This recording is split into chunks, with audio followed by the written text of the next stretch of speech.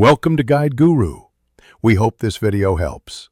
Open the Chase app and sign in using your credentials or biometrics so you can access international transfer features immediately. Once done, tap the menu or the transfer section to start. You want to locate wire or international transfer options first because the app shows SWIFT details there. Make sure the recipient's country and account number are ready. The app only displays SWIFT/BIC when you choose the correct wire/international transfer flow. So start that flow now. After starting an international wire, enter the recipient bank name and country. The app uses that info to surface the SWIFT or BIC. Then add the account number and any required address fields. Chase validates and often shows the bank's routing or SWIFT code beneath the bank name. If not visible, tap the bank details, routing info, or a small info icon.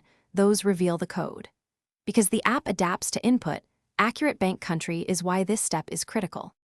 Before you confirm the wire, review the displayed SWIFT/BIC and cross-check the recipient bank name to prevent errors.